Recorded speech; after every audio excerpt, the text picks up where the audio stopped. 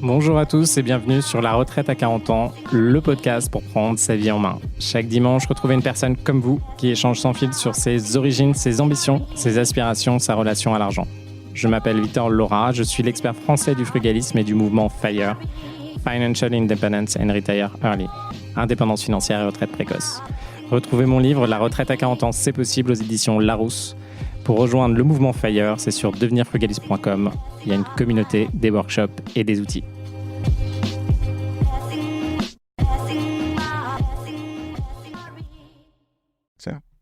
C'est quand tu veux. Bonjour à tous et bienvenue sur un nouvel épisode de La Retraite à 40 ans. Vous l'avez certainement entendu, ce n'est pas la voix de Victor. Victor est assis juste à côté de moi, il se demande qu'est-ce qui va se passer aujourd'hui, pourquoi c'est pas moi qui ai le micro, pourquoi c'est pas moi qui vais interroger. Mais vous inquiétez pas, je suis donc Bruno Cantegrel, le fondateur de Monsieur Hugo, et aujourd'hui j'ai décidé de carrément braquer le studio d'enregistrement de Victor. Bonjour Victor. Salut Bruno, j'ai hâte que tu me dises ce qu'on va faire là. Je pense que tu dois être un petit peu surpris parce que d'habitude c'est plutôt toi qui poses des questions. Donc l'idée aujourd'hui c'est tout simplement de revenir, je crois que tu n'as pas eu beaucoup l'occasion de le faire, parce que c'est toujours toi qui pose des questions et qui invite les personnes à ton micro. Aujourd'hui j'avais plutôt envie de faire partager ton expérience, te faire un peu connaître et savoir un peu, on va parler un peu plus immobilier si ça te va. L'idée, c'était que tu nous racontes un peu ton histoire dans l'immobilier, pourquoi tu as investi dans l'immobilier, comment tu as commencé, est-ce que tu as une stratégie particulière ou pas, quel type de location tu fais, comment tu gères tes logements, est-ce que c'est toujours une stratégie que tu souhaites maintenir jusqu'à ta retraite ou pas. Voilà, donc c'est un peu faire un tour d'horizon, un peu ton parcours d'investisseur immobilier. Est-ce que le programme te convient ? Ça me convient. Alors, on commence par où, dis-moi, parce que là, c'est large. Du coup, tu veux que je réponde à quoi en premier ? Alors, écoute, peut-être, quelle était ta première motivation quand tu as investi dans l'immobilier ? Pourquoi tu as choisi l'immobilier et où est-ce que tu as commencé ? C'était quoi ton premier invest et où est-ce qu'il était situé ? Oui, alors à l'époque, j'étais en banque d'affaires. J'avais 23 ans, à peu près 22-23 ans. Et à ce moment-là, je me suis dit, il faut que je trouve une solution. En fait, il y a deux choses qui sont entrées dedans en même temps. Il y a d'un côté, si tu veux, il y a cette fameuse histoire que je raconte dans mon livre avec la femme dans le métro où je prenais tous les matins la ligne 1 du métro. Alors je crois que ça existe un peu moins aujourd'hui. Je ne sais pas trop en fait ce que c'est aujourd'hui les gens quand ils commencent à travailler. Je ne me rends plus compte, tu vois. Mais à l'époque, j'allais bosser à la Défense. Je prenais la ligne 1 et là j'ai vu quelqu'un qui était fatigué, une femme du quarantaine d'années fatiguée, et je me suis imaginé sa vie et je me suis dit zut, je vais finir comme elle. Genre, aller à la Défense, je me suis dit qu'elle devait habiter à Paris, tu vois, qu'elle devait avoir 2 enfants et qu'en fait, elle aimait plus son taf, qu'elle avait bien aimé avant, mais que là, aujourd'hui, elle a du mal, tu vois, elle est obligée d'avoir son taf, elle est obligée d'aller bosser et elle n'est pas l'air en forme, quoi. Du coup, je me suis dit, merde. En fait, je projetais, tu vois, parce que moi, dans ma vie, tu sais, je bossais comme un déterré, je faisais du, 9h, 4h du matin assez souvent. Ouais. C'était fusion-acquisition. Et là, je me suis dit, là, il faut que je trouve une solution. Ça va pas le faire sur le long terme, tu vois. J'étais jeune encore, non ? Pour être projeté 20 ans plus tard ? Ouais, j'étais jeune, mais en fait, je pense que dans les moments où, tu sais, ta vie, elle est dure, en fait, tu fais quelque chose que tu pensais être la bonne voie pour toi et tu réalises que c'est pas ton truc. Tu vois, j'avais fait ces métiers-là parce que d'un point de vue social, c'était vachement reconnu. D'un point de vue financier, c'était ce qui là, on gagnait le mieux, tu vois. Tu peux aller très loin. Mais derrière, je me suis dit, en fait, c'est pas pour moi, tu vois. Du coup, tu as une désillusion un peu. Enfin, tu vois, t'es dans le dur du boulot, etc. Je pense qu'il peut arriver à tout le monde. Et de l'autre côté, j'avais un autre truc. Donc on était en 2011, par là, 2010. Et on avait quand même connu la très grosse croissance des prix immobiliers à Paris à cette période-là. Après, ça a continué. Hein. C'est en quelle année, là ? 2010-2011. Okay. Donc juste avant, il y a une petite chute en 2011 aussi. Il y a une micro-crise. Alors, je ne sais plus trop à quoi elle était liée à l'époque. Mais en gros, on avait quand même connu en tout cas moi par rapport à mon enfance, j'avais vu les prix de l'immobilier largement monter et j'étais en train de me dire mais merde, je vais jamais pouvoir être acheté à Paris, quoi. Je vais me faire sortir de ma propre ville, tu vois. Donc moi je suis parisien à la base. Et du coup ces deux trucs là en même temps, je me suis dit merde, faut que je prenne une décision, faut que je fasse un truc. Il y a un troisième truc qui arrive en même temps. Je voulais louer un appart avec un de mes potes de prépa. Et lui était toujours, lui il était en école d'ingé et moi je commençais à bosser. Et en fait, j'avais déposé un dossier ou 2 dossiers pour des appartements. Et je me rendais compte qu'il y avait des queues énormes, tu vois, pour avoir des apparts. je me suis dit, mais merde, putain, j'arrive même pas à louer un appart. Alors, tu vois, mon père était garant, j'avais des très bons revenus. Enfin, tu vois, on était 2 ingénieurs. Enfin, tu vois, on avait tout le truc. Ben, en fait, c'était galère aussi. Donc, il y a ces 3 trucs-là. Là, je tombe en parallèle. Je me dis, merde, faut que je trouve une solution parce que je vais pas tenir en M&A, tu vois. Donc, Ouais. tu vois, je me suis dit, j'avais fait une boutique. Puis après, j'avais fait une grosse banque. Et là, j'allais bientôt quitter cette grosse banque pour partir chez HSBC en M&A. Et je me suis dit, merde, il faut que je trouve quelque chose. Là, je tombe sur le mouvement FIRE aux US. Donc, je comprends que, en fait, pour réussir à épargner, il faut investir en bourse, la version pure américaine. Comment t'es tombé dessus? C'est que t'as fait un voyage là-bas aux États-Unis? Pas du tout. Bah, j'avais déjà été aux États-Unis avant, Ok. mais c'était pas quand j'étais aux États-Unis que j'ai découvert le mouvement FIRE. C'est après. Quand j'étais aux États-Unis, c'était pour faire un doctorat. Je passais ma vie à bosser, à faire de la recherche. Je comprenais rien en mathématiques. Je me suis dit que c'était pas pour moi, tu vois. Et là, si tu veux, tout ça mélangé. Enfin, j'avais juste cherché sur en ligne sur tout ce qui était site américain. How to live with like investments, what to do, what kind of investments you need to do. Donc, qu'est-ce que tu vas faire comme investissement, comment tu peux vivre à partir d'investissement. Et là, je suis tombé sur le mouvement FIRE. Ok. Du coup, je lis le truc en diagonale. Je comprends qu'aux US, c'est faire de la bourse et épargner beaucoup. Et je me suis dit, mais merde, tu sais, je vais pas y arriver, tu vois, c'est un peu compliqué. Bon, je me suis dit, bon, je vais quand même tester. Puis après, je me suis dit, bon, il y a quand même l'IMO à côté. Ça doit bien marcher. Mais au début, version FIRE vraiment américaine, il n'y avait pas l'immobilier, tu vois. Eux, c'est vraiment pure bourse. Ça a beaucoup d'intérêt de faire pure bourse. Hein. Ouais. Et là, je me suis dit, OK, faut faire ça, faut que j'aille sur de l'IMO, go. Et en fait, ces 3 éléments-là ensemble m'ont mis tellement la pression, parce que je pense qu'il faut de la pression, tu vois, passer à l'action, que j'y suis allé et j'ai acheté mon premier appart à Paris. Ok. Je me rappelle encore, donc un appart de 54 mètres carrés que j'ai toujours, qui est d'ailleurs sur Monsieur Hugo. Ah, Donc ok. je le gère avec Une coloc? Monsieur. Non, c'est pas une coloc? Maintenant, c'est une coloc. C'est ça. Au début, il y avait 2 chambres et un salon et une cuisine et une salle de bain, donc c'est un rez-de-chaussée. Ouais. Donc c'était ma première acquisition et je m'en rappelle encore parce qu'à l'époque, je sortais avec une fille qui s'appelle Julie et je négociais le deal alors que j'étais en train de faire de l'équitation avec elle, sachant que l'équitation et moi, ça fait 2, tu vois.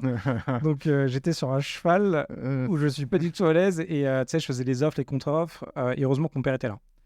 Heureusement que mon père était là parce que tu vois, l'appart au début, je crois qu'il était à 380, 400 000 euros, un truc comme ça. Et en fait, moi j'étais là, putain, il est super, je veux vraiment l'avoir parce que tu sais, quand tu visites, tu as souvent beaucoup de boosts, tu vois. Et au moment où tu te dis qu'il y a un appart qui rentre à peu près dans ton tarif, il faut y aller. Quoi. là, il faut choper. Et là, mon père m'a dit, écoute, Victor, non, tu négocies quoi. Tu négocies, tu achètes à 330, au-dessus, tu ne prends pas. D'ailleurs, c'est marrant parce que c'est des choses que je fais. Dans mes coachings, je fais la même chose avec les gars qui sont avec moi. Tu vois. Et d'ailleurs, je peux te. T'as été coaché par ton père au début? Ouais, en fait, je pense que mon père. En fait, là-dessus, lui, il est déjà fait. Tu vois, il avait acheté plusieurs fois sa résidence principale. Il avait déjà fait des travaux. J'étais allé avec lui sur des chantiers, donc j'avais déjà vu ça. Par contre, il n'avait pas du tout intégré la notion de cash flow, la notion de rentabilité. Ça, lui, il ne savait pas. Tu vois. En plus, il vient d'une génération où, quand tu empruntais, tu vois, tu avais des taux à 10, 15%.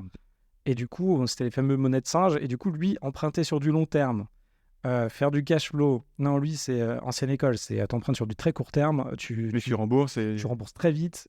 Puis les pièces d'améliorer avec la banque. Exactement. Ouais, je connais ça. Mais du coup, tout ça, en fait, ça...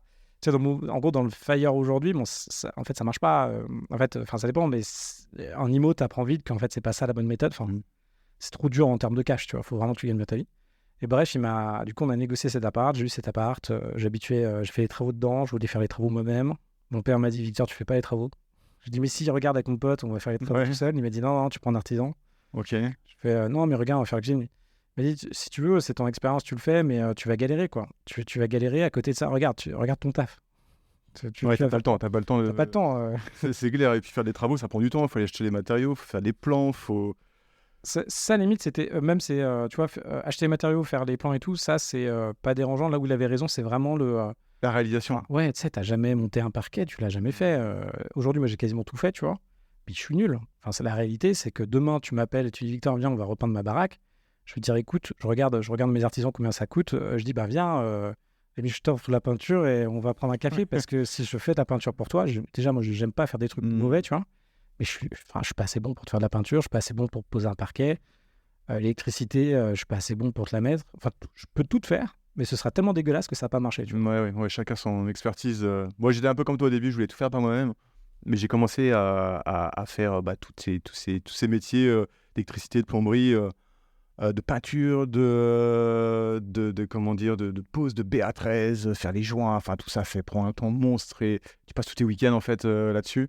Mais au début, c'est bien de le faire par toi-même, je pense, pour te rendre compte de la difficulté du boulot, de comme quoi c'est complexe, et après, tu prends plus plaisir à bosser avec des artisans qui savent le faire mieux que toi, au final. Exactement. Mais je pense qu'il faut l'avoir fait au moins une fois pour avoir ce côté un peu, je l'ai fait, j'ai réussi à le faire. Ok, c'est pas la peinture, elle est pas nickel. Mais bon, c'est super important de... En tout cas, tu as eu raison de vouloir insister pour le faire par toi-même au début, quoi. Ouais, puis je pense qu'il a eu raison. Tu vois, je me serais lancé à l'époque. Enfin, tu vois, c'est juste que je savais pas. Je dormais. En fait, tu vois, je bossais toute la semaine. Le samedi, je dormais parce que j'en avais pas assez dans la semaine. Et le dimanche, bah, je comatais aussi, tu vois. Voire je bossais.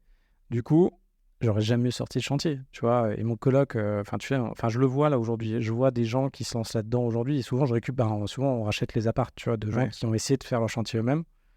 Et en fait, ils n'y arrivent pas parce que, tu vois, Miss Price, déjà, ils empruntent pas les travaux. Ouais. Alors, quand tu n'empruntes pas les travaux, tu dis t'inquiète, j'achète mon bien, puis tu négocies pas à la banque pour les travaux, mais en fait, tu as 40 000 euros de travaux. À la fin, comment tu fais pour sortir 40 000 euros? Tu les as pas. Après, tu te dis, ben tiens, je vais faire ça le soir. Ben oui, regarde en 1 heure ce que je peux faire. Mais en réalité, avec ton taf, en plus, tu as des gamins. Et en plus, quand tu fais des travaux, faut faire gaffe, mais tu te blesses. Enfin, c'est con, mais tu sais, ça va vite. Tu t'es déjà blessé, toi? Alors, moi, je me suis déjà blessé. Ouais. Truc à la con, donc écharde. Là, et puis après, des trucs qui me sont tombés dessus, tu vois, genre des armoires, des trucs comme ça. Ok. Tu te blesses, enfin pas des grosses blessures, mais tu sais, quand tu taffes, enfin tu vois, moi, à un moment, j'étais entre 70 et 90% handicapé de la cheville gauche, tu vois, pour une autre raison. Et j'ai compris à quel point, quand tu as des problèmes physiques et même chroniques qui font mal, à quel point ça te sape le moral. Quand tu te lèves le matin, tu sais que tu as mal. On en parlait un peu sur le sport, là. On se disait, merde, on aime bien le sport, mais peut-être que ça va continuer. Peut-être que ça va s'arrêter, mais tu vois, quand tu te lèves le matin et que tu as mal, tu as des douleurs physiques, mais attends, mais tu vois, ta journée, comment tu vas se concentrer? Ouais, t'es dégoûté. Tu te concentres plus sur ta douleur et sur ton problème qui t'handicape un petit peu que... Moi, mais je comprends. C'est bien, tu peux vite, après, les tendinites aussi, c'est des choses que tu peux avoir, les mal de dos, porter des sacs de ciment à 35 kilos, les BA13, les porter en hauteur. Je me rappelle porter les planches de BA13 avec les 2 mains comme ça. Mais... Ok, bon, ouais, c'est fait mal. Puis tu les casses. Tu vois, je sais pas si t'as vu ça, mais tu vois, t'as ta plaque de BA13 et tu fais un truc où tu sens que ça peut passer. Mais en vrai, ça passe pas. Et puis en fait, tu es sur une échelle, tu vois. Et là, tout de suite, en fait, le BA13, enfin, ta plaque de placo, tu sais, tu la fais un peu tomber, elle touche sur le sol et là, tu sais, elle se fend un peu. Ouais.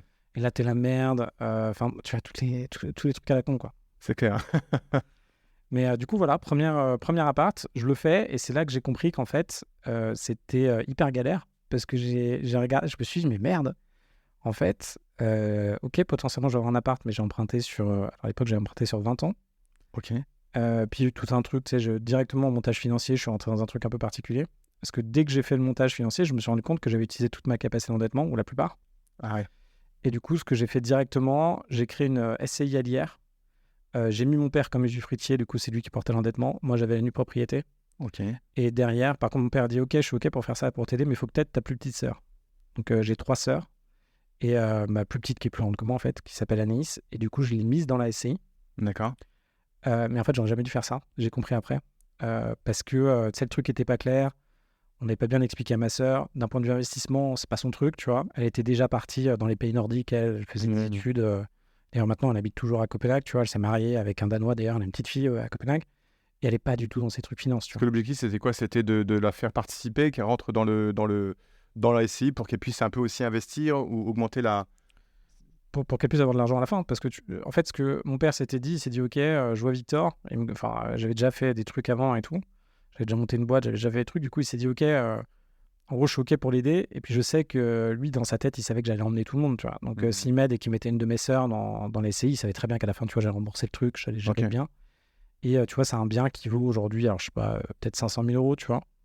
Et peut-être un peu, ouais, 500 000 euros. Et du coup, il s'est dit, bon, bah, à la fin, Anis, elle aura 50% des 500 000 euros, donc 250 000 euros, tu vois. Et lui, il s'est dit, c'est comme ça que je vais passer. En fait, mon père, il n'a pas du tout fait de stratégie où il a, par exemple, acheté, il aurait pu le faire. Hein. Il gagnait assez pour acheter, par exemple, un studio à chacun d'entre nous dans Paris. Ça, il aurait pu le faire, mais il ne l'a pas fait. Du coup, c'était un peu sa façon quand il m'a vu le faire, parce qu'il n'a pas l'énergie, en fait, pour le faire, tu vois, c'est pas son truc. Et il s'est dit, tiens, je vais mettre du coup Anis là-dedans, et elle aura à la fin, elle va récupérer une partie patrimoine. Sauf que ma sœur n'avait pas compris. Nous, on lui avait pas expliqué, et elle ne voulait pas, en fait. Elle était là, elle voulait pas avoir de relation, d'argent avec nous, etc. Et en fait, le truc qui était chiant, c'est, tu vois, il fallait qu'elle signe tous les papiers, tu vois. Déjà, elle posait beaucoup de questions, puis elle comprenait pas forcément le fonctionnement. Et elle était là, moi, j'en veux pas de l'appart, j'en veux pas, tu vois. Elle n'en voulait pas, vraiment pas. Ouais. Sauf que, et en fin de compte, elle m'a dit à un moment, ouais, non, mais de toute façon, je vais te donner les parts à un moment, etc. Et puis moi, j'étais là, mais je dis, ok, bah, vas-y, tu peux me les donner maintenant, ça s'est pas fait. Et à la fin, tu vois, elle a acheté une maison à Copenhague, bah, elle était hyper contente que je lui rachète pour, je sais pas, 50 000 ou 100 000 euros, tu vois, ses parts de SCI, tu vois. Et, et en fait, ça l'a aidé à la fin. Mais, et en fait, on se rend compte, enfin, c'est pour ça, quand vous faites des deals en famille, enfin, l'argent, il y a toujours des situations où vous allez en avoir besoin, tu vois. Demain, tu as tes enfants qui vont à l'école, demain, tu divorces, tu as besoin de payer 100 000, je sais pas, 200 000 euros pour acheter ton appart, je sais pas quoi. L'argent, tu en as besoin. Du coup, si vous faites des deals qui sont pas clairs en famille, il faut faire attention quand même. Oui, que tout le monde soit d'accord aussi sur l'objectif recherché. Ouais. Donc là, elle a un peu paracheté. Effectivement, ça peut être un peu surprenant si elle n'était pas dans ce trip d'investir et de construire, comme ce que tu as fait. Tu vas nous le dire après, un empire. Ok, donc au début, c'était plutôt une résidence principale. Ouais. Et donc finalement, tu y as vécu. Après, Ouais. tu t'es dit, tiens, finalement, je vais peut-être le mettre en location. Mais comment tu t'es entre la résidence principale et l'investissement, c'est quoi qui a fait le lien entre les deux?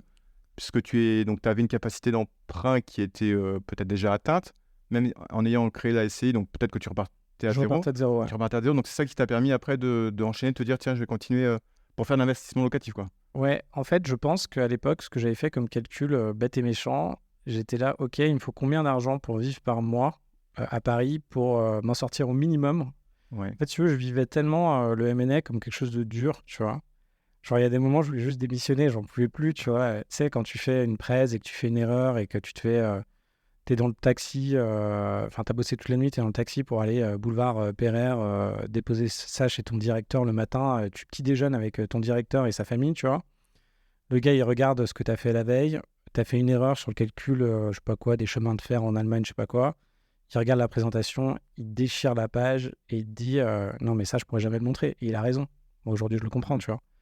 Et toi, tu es là comme une merde, tu dis, vas-y, là, tu répares tout de suite, là, tu retournes au bureau, tu vas refaire le truc et tu viens au cabinet d'avocat pour que je puisse présenter ça au mec, tu vois. Enfin, bon, bref. C'est un univers où, enfin, tu vois, c'est comme toi quand si tu rachètes une boîte ou quand quand tu regardes tes comptes, tu vois, si ton expert comptable, il commence à te dire, à te faire payer 10 fois plus d'impôts parce que le truc est maltraité, enfin, à un moment, tu vas dire, bon, c'est son boulot, tu vois. Et quand tu es dans du M&A et que tu gères des boîtes en milliards, si tu te plantes sur un truc à la con, bon, voilà, c'est un peu enfin, tu vois, c'est très exigeant en termes de rigueur et ça peut être très dur. Et moi, je voulais vraiment vivre le truc, donc je bossais beaucoup. Donc tout ça me faisait dire que merde, j'avais besoin de quelque chose. Donc je m'étais dit, ok, il me faut déjà 2 000 euros par mois. Ouais. Disons que cette résidence principale, je l'ai remboursée, donc je peux habiter dedans. Il me faut quand même de l'argent supplémentaire. Du coup, je me suis dit, je vais racheter un autre appart. J'avais rien compris. Du coup, j'ai racheté un autre appart à Paris Ouais. que j'ai mis en location. Du coup, là, c'est un autre appart que j'ai toujours, qui est dans le 15e aussi. Donc, moi, j'ai vécu dans le 15e, encore en rez-de-chaussée, parce que c'est moins cher. Et, Studio non. 40... 2 pièces, quoi. 2 pièces, mais je peux en faire 2 chambres. Ok, Là, aujourd'hui, il est loué en 2 pièces. d'accord. Mais je devrais le louer en coloc, en vrai. Dès que la personne s'en va, mais bon, elle paye bien son loyer, etc. Et en gros, là, ce qui s'est passé en faisant le deuxième, je me suis dit, mais merde, comment ça marche l'IMO, tu vois? Je me suis dit, bon, ok, je mets 2 trucs à Paris, mais en réalité, bah, ça me coûte de l'argent. Mhm. J'ai un cash flow négatif. Je regarde avec mes impôts, donc j'avais fait LMNP, etc. Mais Ouais. enfin, la SCI Alière, c'est quand même du foncier, mais ça ne m'impactait pas. En fait, ça impactait mon père parce qu'il avait l'usufruit. Mhm. Là, je ne le percevais pas. Et de l'autre côté, j'avais quand même mon LMNP. J'étais là, merde, en réalité, c'est compliqué, quoi. Ouais. Et là, je me suis dit, merde, comment on fait pour faire des invests qui marchent? Et là, j'ai commencé à regarder d'autres villes. Et je me suis dit, bon, il faut que j'aille acheter des trucs un peu plus gros et tout. Et là, j'avais croisé une personne qui avait acheté un immeuble à 3. Et là, et moi, ça faisait longtemps que je regardais, mais je passais pas à l'action. Et là, je me suis dit, merde, il faut que j'y aille. Il faut que j'aille à fond sur 3. Et pourquoi 3? Parce que je prenais un train pour aller à ma maison de campagne. Donc, mon père, aujourd'hui, il habite à Villers-Sexel, pas loin de la Suisse. Et en fait, il y a un train qui passe par plein de villes pour aller à Vesoul, comme dans la chanson de Jacques Brel. Ouais. Et moi, je descendais à Vesoul. Et en fait, il s'arrête à 3. Et du coup, je passais beaucoup de temps dans ce train-là. Et du coup, à regarder, je voyais la ville de Troyes. Puis à un moment, je me suis dit, où je vais investir? Je me suis dit, par la ville de Troyes. Tu vois. et là, j'y suis à un moment, j'ai vu quelqu'un qui avançait, et pas moi. Et du coup, je me suis dit, merde, faut que j'y aille. Et du coup, là, je suis allé à Troyes. J'ai programmé 7 visites d'immeubles. J'ai visité les immeubles et j'ai fait des offres sur 2, je crois. Et j'en ai eu un, tu vois. Ok. En parallèle de ça, Airbnb commençait à arriver. Et du coup, ce que j'ai fait, c'est que je suis directement allé. Alors excuse-moi. Et du coup, on enchaîne. On enchaîne. Petit blanc. Mais donc, tu nous racontais que tu étais dans le train, que tu te disais, mais je passe tout le temps à 3 et finalement, j'aimerais bien y aller. Donc, du coup, tu as fait plein de visites d'immeubles qu'on t'a certainement recommandé ou tu as trouvé sur des sites d'annonces et que tu t'es dit, bon, allez, j'hésite tout dans la journée. C'est ça, 7. J'étais déjà dans cette dynamique où en fait, j'avais pas beaucoup de temps. Donc, je me suis dit, ok, je prends. De toute façon, j'avais que le samedi. Donc, samedi matin, on y va. 7 immeubles dans la journée. Et sur les 7, il y en a 2 où j'ai fait des offres. Alors, ça remonte. Hein. Et il y en a un qui a été accepté, mais un truc vraiment pas cher. Tu vois, c'est un immeuble à, je crois, 45 000 euros. Ouais, Tu vois, 3 appartements. ça va. Donc, tu vois, c'est comme quand. Tu vois, mais c'est normal. Tu vois, c'est comme quand tu n'as jamais fait d'IMO, tu dis, bon, un immeuble, c'est forcément très cher et tout. Ou un appartement, c'est forcément très cher. Tu as des appartements qui sont à 20 000 balles. Tu peux même te débrouiller pour avoir des appartements gratos en France. Hein. Tu as plein de trucs. En fait, tu t'en rends pas compte tant que tu n'as pas vécu ça. Ouais. Et pour tous ceux qui sont un peu l'audimat de ce podcast, en fait, on se rend pas compte qu'on n'est jamais vraiment sorti de Paris. Ou quand on est sorti de Paris, on est allé dans son village un peu natal, si on vient un peu à l'extérieur, ou on est allé sur la Côte d'Azur ou dans des endroits où il y a des plages. Tu vois. Ou on est parti dans un Airbnb pour visiter une ville. Mais en réalité, la France, en fait, tu vois, là maintenant, je commence à bien connaître quasiment toute la France, tu vois. Et c'est en fait, l'immobilier est totalement différent. Tu as plein d'opportunités partout, tu as les marchés différents. Enfin, il faut juste comprendre comment ça marche, quoi. Donc là, tu as foncé. Tu t'es même pas posé la question, j'étudie le marché, je regarde les stats, je regarde le type de population, le nombre d'étudiants, le nombre de personnes actives. Tu dis, j'y vais, je fonce, j'ai pas envie de rester sur la touche à Paris. Non, je l'ai fait. En fait, pour moi, c'est faire.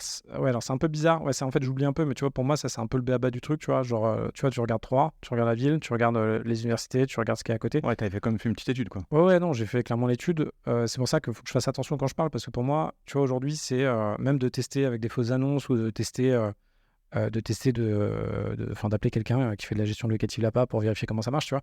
Pour moi, c'est tellement du b.a.-ba aujourd'hui que j'oublie même de le redire, tu vois. C'est un peu comme quand tu es habitué à faire des trucs. Pour moi, c'est évident. D'ailleurs, c'est ce que je fais en fait dans mes one-to-one ou dans mes trainings. C'est les personnes, quand ils me présentent un bien, au début, c'est normal, mais tu vois, il faut que je leur rappelle à chaque fois, bon, est-ce que tu as vérifié la tension locative ? Est-ce que tu as bien vérifié que des appartements similaires pouvaient se louer à ce prix-là ? Ouais. Est-ce que tu as bien vérifié quels étaient les prix au mètre carré à côté ? Est-ce que tu as bien vérifié quelles ont été les dernières transactions autour ? Et en fait, je pense que tu as besoin de ça quand tu commences parce que c'est dur. En fait, tu vois, l'IMO, quand tu commences, déjà, tu as peur parce que c'est des très grosses sommes pour toi. Tu vois, même 45 000 euros, même 300 000, 700 000, 1 million, tu vois, c'est des grosses sommes quand tu commences. Et en fait, déjà, de trouver un bien qui est à peu près intéressant, tu vois, ou d'avoir ta visite, d'avoir un truc où quand tu vas dedans, tu vois, c'est pas vraiment déglingué. Déjà, c'est dur. Et après, du coup, tu oublies. En fait, t'as pas l'énergie, il te manque un tout petit peu d'énergie juste pour refaire la base, qui est de, est-ce que tu as bien vérifié ça ? Est-ce que tu as bien vérifié tes chauffages ? Est-ce que tu as bien fait tes plans ? Est-ce que tu as bien regardé les différents points qu'il faut checker sur un immeuble, tu vois ? T'avais visité tout seul ou avec des artisans ou t'as eu des aides pour les visites pour t'assurer que, peut-être on ne parlait pas autant des problèmes d'isolation et autres, mais je sais pas, toiture, je sais pas, les fondations ou autres. Enfin, est-ce que tu avais fait des fouilles un peu approfondies ou tu t'étais dit, bon, ok, j'ai fait mon étude à côté, j'ai visité les apparts, donc c'était un immeuble, hein, donc tu as visité les 3 apparts. Tu as des choses en particulier qui t'ont... c'est un achat d'un immeuble, donc tu as dû vérifier d'autres choses. Mais est-ce qu'il y a des... Tu as eu besoin d'experts pour t'accompagner ou tu t'es dit, tiens, j'ai suffisamment de connaissances ou je sais pas, checklist? Alors, j'avais déjà une checklist. Donc, finalement, vu que j'avais géré les travaux de l'autre appartement Sur Paris, ouais. sur Paris, que j'avais déjà participé à d'autres travaux, finalement, j'étais là, ok, je maîtrise à peu près, je vais m'en sortir. D'ailleurs, j'ai eu des problèmes, donc j'avais pas fait un checking avant et je m'étais pas renseigné sur les immeubles de 3, tu vois. Donc j'ai quand même eu, j'ai appris, où en fait, quand on a effectivement lancé les travaux, donc en fait, sur l'estimation des travaux, je m'étais pas trompé, sauf que quand on a fait les travaux, on a eu des problèmes assez classiques, tu vois, on a eu des problèmes dans l'immeuble. Alors, il faut savoir aussi que j'ai dédoublé certains appartements, bref, j'ai fait un peu des trucs, je l'ai fait en mode, en fait, c'était un peu toute ma stratégie quand j'ai commencé. Moi, d'où je venais un peu de... J'avais habité en coloc aux US, j'avais habité en coloc en Afrique. Et du coup, moi, je suis très de cet univers coloc, appartement fonctionnel, mais avec pas forcément grand-chose dedans. moi, je faisais pas de luxe à l'époque, j'en fais toujours pas aujourd'hui, mais j'aimerais bien aller sur le luxe. Et du coup, je faisais... bref, j'étais habitué à ce type de produit, tu vois. Des produits fonctionnels pour y vivre, tu t'en sens bien, mais sans Exactement. mode, sans des appartements relookés Airbnb comme ce que tu peux avoir aujourd'hui, quoi. Ils sont Ouais. ultra shadés, quoi. Alors, surtout que j'avais commencé déjà le Airbnb, donc j'en faisais beaucoup. Ok. Donc, Airbnb, je crois que ça arrivé en 2011 en France, un truc comme ça. Et moi, pratiquement là, dès que mon coloc est parti, en fait, j'ai commencé à faire du Airbnb. Donc, dans le même appart où j'étais, je louais la deuxième chambre. Ok. Et je faisais entre 2 et 3 000, même 4 000 euros par mois en louant une chambre qui était de l'autre et moi en étant dans l'appartement. Ok. Et du coup, tous les jours, donc je plains, enfin, merci à mon ex de l'époque qui supportait d'avoir Des gens, en plus le matin, tiens, en plus. t'as changé aujourd'hui, Victor, c'est plus toi. Ouais, alors en fait c'est assez bizarre, mais moi j'habitais donc mon père il avait une boîte de coaching et enfin de coaching et de formation. Du coup, j'ai toujours habité du coup à Villars-Sexcel, là il a un centre de formation là que j'avais transformé pour faire du Airbnb en plus. Et en fait, il a toujours fait des stages là-bas. Donc moi, j'avais toujours une dizaine de directeurs financiers, managers opérationnels, d'HSBC, de Safran, etc., qui étaient avec moi au quotidien. Parce que tu vois, moi, j'étais là-bas. Ouais. Nous, on partait jamais en vacances autres que dans ce truc-là, tu vois. Et du coup, même de temps en temps, j'ai été sorti de l'école parce mes parents devaient aller là-bas faire des stages, tu vois. D'accord. Et du coup, moi, je passais ma vie avec ces gens-là et tous les jours, je me réveillais, j'avais des gens nouveaux, tu vois. Donc, moi, dans mon quotidien, tu sais, le petit déjeuner, il y avait le petit déjeuner. C'est comme quand tu habites dans un hôtel. Ouais. C'est comme si j'avais mes parents qui gèrent un hôtel.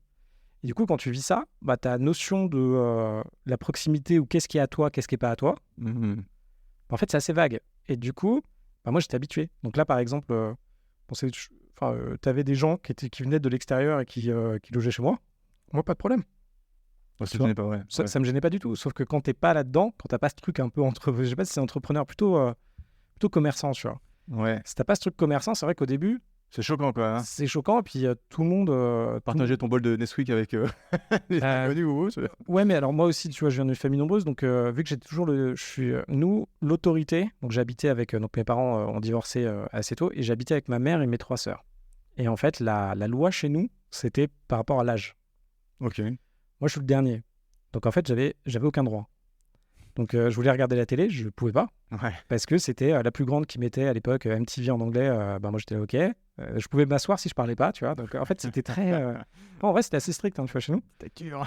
Et du coup, même, tu vois, on avait une table où il y avait la télé pour dîner. Et en fait, la télé était derrière moi. Ok. Du coup, moi, j'avais vite fait un miroir en face de moi. Ouais, Et en plus, j'étais pas assez grand. Il était mis là. Et tu sais, si je me mettais un peu comme ça, je pouvais voir la télé. Mais tu vois, en fait, moi, j'avais pas de... Donc, j'étais habitué à... on me disait ce que je devais faire. Et j'avais pas le droit de... Enfin, tu vois, j'étais habitué à ça, quoi, tu vois. Ouais. Et surtout, vu qu'on était beaucoup... Alors, c'est pas mal d'être avec des filles. Je pense que c'est différent quand t'es avec des mecs. Mais nous, tu vois, l'hygiène, fallait que ce soit irréprochable à part tout le temps. Avec tous les trucs soient rangés tout le temps. Enfin, tu vois, t'avais une... Donc, j'ai vécu là-dedans, tu vois. Donc, finalement, de faire du Airbnb dans une deuxième chambre chez moi... Et en ça plus... t'a pas choqué, t'étais Non, comme à la ça maison, m'a choqué. quoi. Ouais, et puis surtout, tu sais, je m'étais dit à l'époque, merde, j'ai acheté cet appart, faut que je le rembourse à balle. Donc, faut que je fasse un max d'argent. Ouais. Donc, j'ai mon boulot et tous les jours, je loue sur Airbnb. Et dès que je me voyais encaisser 3 000 euros, donc après, tu fais les impôts et tout, grosso modo, je sais pas, peut-être 1000 balles d'impôts, tu vois, c'est pour comment c'est fait. Et ben après, je remboursais. Donc, je remboursais comme un porc mon premier appart. D'accord. J'avais besoin de sécurité, en fait. J'avais peur, tu vois. J'avais pas confiance en la vie. J'avais peur de ne pas pouvoir gagner plus. T'avais atteint ton objectif déjà, de 2000 euros par mois, presque. Ouais, mais c'était pas... Mais pour rembourser le prêt. Ouais, tu vois, j'avais 2000 euros par mois. Non, mais l'autre me coûtait de l'argent, tu vois. Oui, ouais. L'autre me coûtait de l'argent. Enfin, non, je l'avais très bien loué, donc ça allait. Tu vois, mais en vrai, c'était flat. Après impôt, tout, c'était flat. Mais je l'avais loué très, très bien. Donc après, je l'ai un peu moins bien loué, c'est ça, faut faire attention, tu vois. C'est ça aussi dans les projections, quand tu fais de l'IMO, faut faire gaffe, tu vois. Celui-là, ouais, t'as eu plus de carences locatives après, tu veux dire? Non, c'est juste que j'ai baissé le loyer. J'avais trouvé un locataire qui me louait très bien. Ouais. Et après, j'ai dû baisser le loyer parce qu'en fait, par rapport au marché, tu vois, Ah, t'étais plus dans le... j'étais plus dans le prix des marchés, quoi. Ok. Étonnant, ouais. Parce que généralement, c'est plutôt l'inverse. Non, t'as ça dans les colocs aussi. Par exemple, en ce moment à Roubaix. Les colocs de Roubaix, tu vois, moi j'en ai fait quelques-unes. Du coup, avec avec un de mes potes, qui est devenu un pote, qui m'avait filmé, qui bossait pour Brut, qui m'avait filmé une vidéo où j'ai vraiment l'air d'un déterré, tu vois. Et finalement, on est devenu vachement potes, tu vois. Et puis je l'ai pris pour filmer des événements que j'ai fait, quand j'en fais de temps en temps, j'en fais rarement, tu vois. Et lui, il a fait une coloc, du coup, à Roubaix, une belle coloc à Roubaix. Et au début, ça cartonnait, je crois qu'il mettait ses chambres à 650.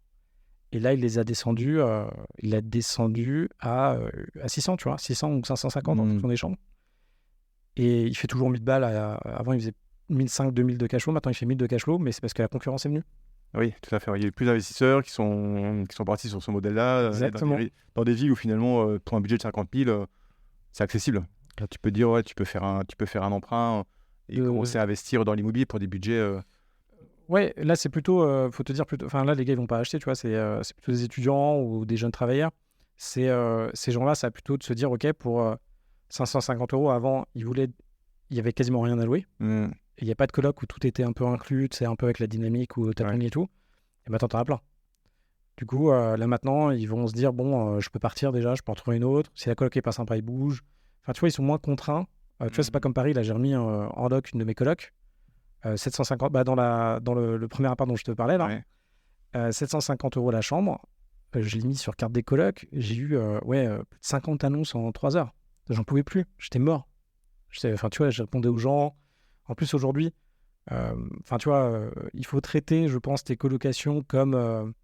pour moi, mes colocs, c'est des clients, tu vois. Ouais. Et il faut traiter la masse parce que tu sais très bien que... en fait, moi, je les vois comme des leads, tu vois. Donc, tu as des gens qui sont intéressés, mais tu sais jamais, tu vois. C'est c'est comme un match Tinder. Tu vois, tu as un match Tinder, tu sais pas, c'est un regard dans un bar, tu vois. C'est ça, maintenant, des plateformes de location. Du coup, moi, je fais de la masse, tu sais. Je renvoie des messages, je renvoie bien le message où je redonne... la vidéo de l'appartement, l'adresse. Okay. Je redis bien, tiens, c'est ça. Et après, je fais venir tout le monde en même temps. Tu en as un peu parlé. Ouais, ce que je fais aussi maintenant pour éviter de perdre du temps avec des gens qui viennent pas. Tu as quand même un rendez-vous sur 2 sur le bon coin qui vient pas. Ouais, c'est ça. Ok. Non, mais c'est bien. Donc, mais là, tu étais resté dans une stratégie de coloc. Tu as continué après dans ces stratégies de coloc. En fait, c'est un peu parce que tu as vécu dedans que finalement, tu t'es dit, tiens, je vais continuer à proposer ce schéma-là de coloc parce que tu avais un peu été élevé façon coloc. Ouais, c'est ça. En fait, c'est et c'est ce que j'ai fait en business aussi, tu vois. Donc là, je finis le M&A, je sais pas trop quoi faire. Là, je pars en Afrique. En fait, j'ai une de mes sœurs qui avait une boîte en Afrique, qui me voyait faire du M&A. Elle m'a dit, mais Victor, mais regarde-toi, t'es plus blanc que blanc, c'est pas ton truc. T'as déjà fait une boîte aux US, on l'a revendue avec que dalle, tu vois. Elle m'a dit, mais arrête de faire ce truc-là. Moi, il y a des gens qui veulent te recruter en Afrique. J'ai parlé de ton profil. Il y a ce fonds là-bas. Ils ont l'air cool et tout. Ils bossent dans les codes Google. Viens voir, tu vois. Ouais. Je suis allé. Et donc, je devais rebosser chez HSBC 2 semaines plus tard, tu vois. Alors, à l'époque, HSBC était encore en France.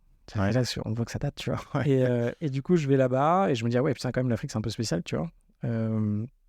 Enfin, je n'étais pas habitué, tu vois, la première fois que je vais à Nairobi, mais pour y vivre, tu vois, en fait, tu as la dimension, tu vas dans un pays juste pour, je sais pas quoi, tu vas dans ton hôtel ou tu visites, machin, et après, tu as la dimension, tu y vas et tu te dis, ok, je vais passer ma vie là-dedans, tu vois. Et du coup, j'y vais, elle me fait tout le tour de ce qu'elle aime bien de Nairobi et tout, machin, je me suis dit, bon, pourquoi pas, c'est quelque chose de nouveau. Je rentre en France, et là, je prends une bière avec un de mes potes que j'ai fait rentrer chez Amazon, d'ailleurs, il y est toujours. Maintenant, il gagne très bien sa vie. Et je lui dis, écoute, mec... je sais pas quoi faire. Soit demain, je commence chez HSBC, soit je me barre au Kenya. Je m'étais pas engagé, tu vois. Enfin, je m'étais pas engagé pour le Kenya.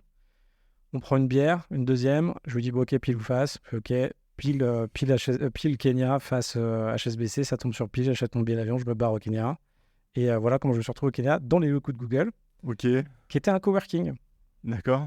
Et vu que c'était un coworking, je me suis dit, putain, c'est pas mal comme business et tout. Bref, bon, je fais toute mon aventure là-bas. Bref, je reviens en France à un moment pour différentes raisons. Et là, je me retrouve... je reviens en France parce que la boîte de mon père, proche de la faillite, son directeur financier était parti. Il s'est barré avec une partie de la boîte quand même au passage, tu vois. Et du coup, la boîte était en semi-faillite, donc je me suis occupé de la boîte. Il y avait des locaux dans le 15e. Et je lui ai dit, écoute, soit on laisse les locaux, soit tu me files 100 000 balles. Et je transforme les locaux en coworking. Il me dit, mais c'est quoi les coworking ? Il n'y en avait pas à l'époque. Il n'y avait que la mutinerie qui existait. Je lui ai dit, bah écoute, je vais louer tous les trucs à plein de boîtes, tu vas voir, ça va être sympa, ça va être fun, je vais mettre plein de bureaux et tout. Et il m'a dit, mais Victor, tu vas pas mettre des bureaux dans... En fait, quand tu rentres, tu as un couloir. Pour lui, c'est une entrée, tu vois. Ok. Et pour moi, c'est un endroit où tu mets des bureaux, tu vois. Ouais. Et je lui dis, ouais, t'inquiète, ça va passer et tout. Il me fait, ok, vas-y, si tu veux. Donc, on perdait de la thune, on perd 50 000 balles par mois. C'était la fin de ses économies. Je lui demande de remettre dedans. J'étais vas-y, j'achète des bureaux, je monte tout et tout. Je suis tout seul là dans mon coworking. Il n'y a personne. Personne ne sait ce que c'est un coworking. Tu vois.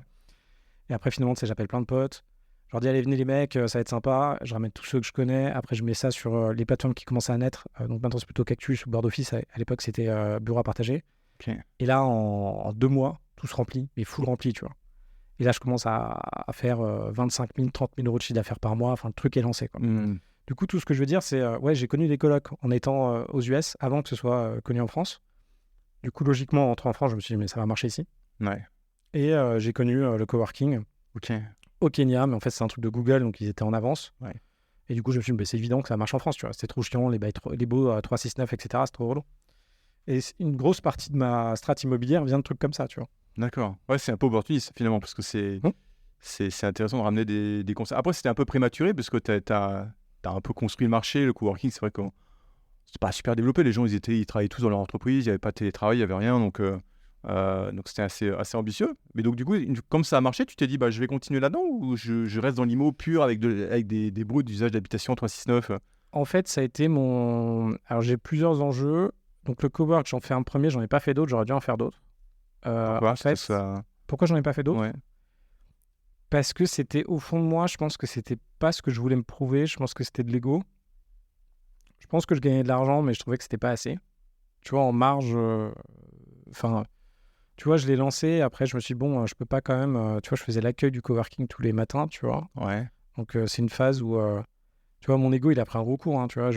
J'étais parti pour faire un doctorat aux US en maths. Je drop out, je reviens. Je fais du M&A, Fusac. Et là, je pars au Kenya diriger une boîte. J'ai 26 ans, je gère presque... Je la passe de 10 à 80 personnes. Je reviens en France. Tu fais de l'accueil. Je me retrouve à dire à des gens que j'ai vus toute ma vie parce que c'était les salariés freelance de mon père de dire bah écoutez, on arrête parce qu'il n'y a plus de thunes. Et je me retrouve là, dans un bureau tout seul, à faire l'accueil le matin, à faire des cafés d'été, à virer le mec qui fait le ménage parce qu'il était misogyne avec des clientes. Ça commençait à me poser des problèmes. Il était un peu violent. Je lui dis écoute mec, on va arrêter. Sauf qu'au lieu de reprendre un autre mec avant d'arrêter avec lui, bah, je l'ai arrêté. Du coup, je faisais le ménage le matin à 4h30, tu vois, parce qu'il y a quand même 400 mètres carrés, tu vois, 450. Ouais. Et à un moment, bon, voilà, je commence à déléguer ce truc-là. Je finis par recruter. Ah oui, bah, je fais ça, et puis en même temps, tu sais, il me fallait d'autres choses, tu vois. Donc en même temps, je restructurais sa boîte de formation, là. Donc j'ai refait tout le système de RP, machin, voilà, j'essaie de gérer les trucs. Je m'étais pris une assistante virtuelle, puis du coup j'ai plus personne, je m'étais pris une assistante virtuelle à Madagascar pour faire les dossiers.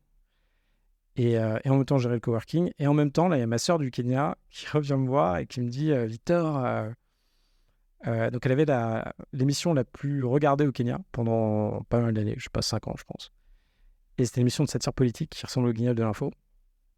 Et en fait, la chaîne avait fini par... tu vois, il y a un politicien qui avait fini par dire stop, tu vois. Ouais. Du coup, ces émissions n'étaient plus achetées. Et en plus, elle avait une grosse subvention qui venait de Bill Gates, je crois, Foundation ou un truc comme ça, tu sais, pour la liberté politique ou moins de réflexion ou un truc comme ça, tu vois. Ça aussi, ça s'arrêtait. Du coup, elle se retrouvait du jour au lendemain avec je sais pas combien de salariés à perdre énormément d'argent. Elle sait pas vers qui se tourner. Elle a pris un avion, elle est venue, elle me dit Victor, faut qu'on vende ma boîte. J'ai fait OK. Elle a emprunté 200 000 balles à une de ses potes qui était à New York, qui gère maintenant une très grosse boîte côté, qui était sympa de lui filer 200 000 balles, tu vois. C'est mon game over, tu vois. Tu m'étonnes, ouais. Bah oui, en fait, game over parce que du coup, mon père, il avait plus de thunes. Elle arrive dans un Toi, truc. tu faisais le ménage le matin. Je faisais le ménage le matin, tu vois. Et elle, tu la vois débarquer. Tu vois, cette sœur encore aujourd'hui, tu vois, elle interview Macron, tu vois. Donc, et là, tu la vois débarquer. Moi, je faisais l'accueil et elle était à côté de moi. Et du coup, on était arrêtés toutes les 2 secondes pendant qu'on faisait son modèle financier, tu vois. Et on a fini par vendre sa boîte. Alors, on a failli la vendre 20 millions. Et, bon, on l'a vendu beaucoup moins. Mais bon, c'est une belle histoire. C'est d'autres histoires sur autre chose. Et bref, j'étais là. Après, je me suis dit, merde, qu'est-ce que je fais? Et en fait, je pense qu'à ce moment-là, ce qui me manquait, j'étais peut-être pas encore assez... J'avais besoin de me prouver, tu vois, c'était de l'ego. Et ce qui me manquait, c'était peut-être tu vois, je voulais recréer une boîte start-up avec des gens où j'ai l'impression que j'avais killé le game. Et pour moi, le coworking, je killais pas le game, tu vois. C'était pas start-up. Du coup, j'ai recréé notre boîte en même temps que j'ai le coworking. Okay. Qui s'appelle Optimium, qu'on a revendu après. Et après, j'ai pas pris du truc du cowork, mais en tout cas, ça retombe sur un défaut global que j'ai, c'est qu'à un moment, dès que j'ai compris un truc qui marche bien, au lieu de le faire à 10 000%, je le fais un peu, tu vois. Voilà, je fais un cowork, tu vois. Ouais. J'achète un immeuble à 3, tu vois. 3, j'aurais dû raser la ville. J'aurais dû racheter 20. Ouais. Même chose avec Aubervilliers. J'aurais dû faire au moins 20 colocs à Aubervilliers, tu vois.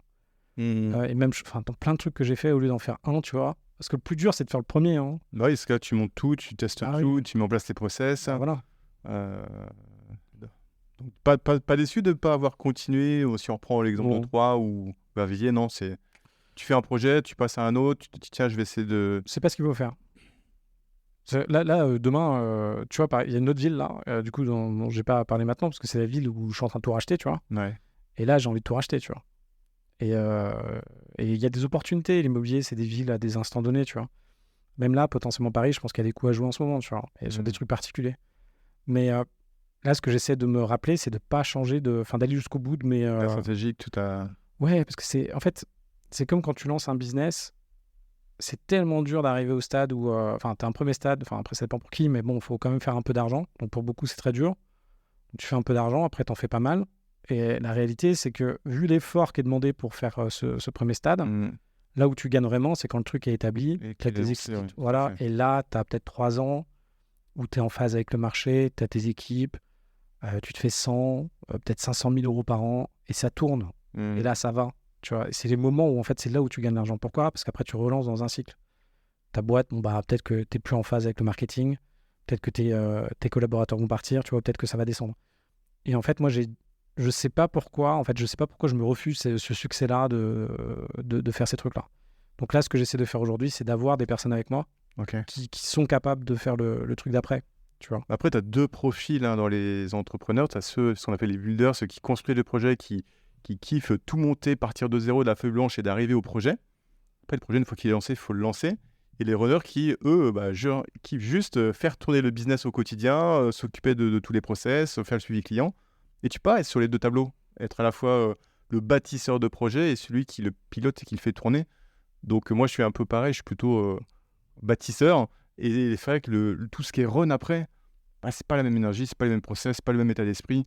Donc soit tu sous-traites, soit tu confies la gestion à quelqu'un qui adore faire ça, ou tu passes à un autre projet. Et toi, c'est ce que tu as fait, tu passais d'un projet à un autre à chaque fois. Mais voilà, après, ça s'explique, parce que c'est pas des...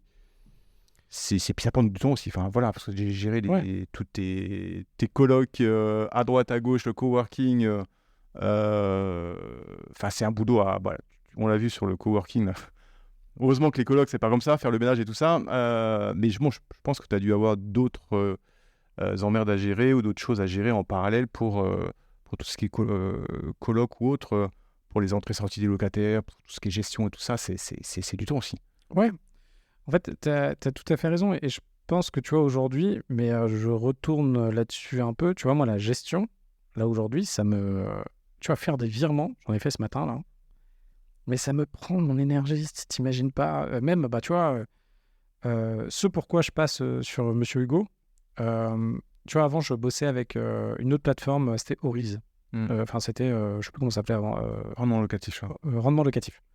Donc, je cherchais déjà quelque chose qui me permettait de faire un bail électronique, de signer, machin, et j'avais fini par j'étais passé par chez eux. Après, j'avais internalisé, du coup, mes équipes de gestion.